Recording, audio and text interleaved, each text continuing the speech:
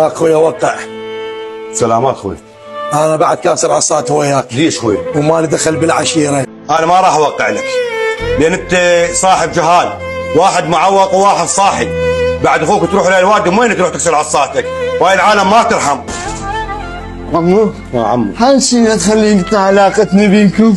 والله عمال قاعد احكي وياه انا. انا ما اريد، احنا نحبكم. يدري بيك والله عم ادري بيك، ما اكسر عصاتي لو تقلب الدنيا يا عمي. إيه لا تكسر.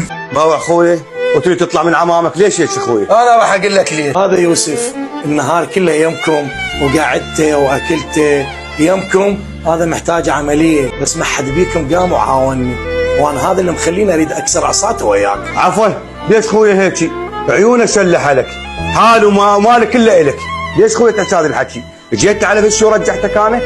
مع الاسف علي اخويا ابو الليل. ليش هيك ليش؟ اخيك كان عزام ظهرك، شنو تريد انا بخدمتك؟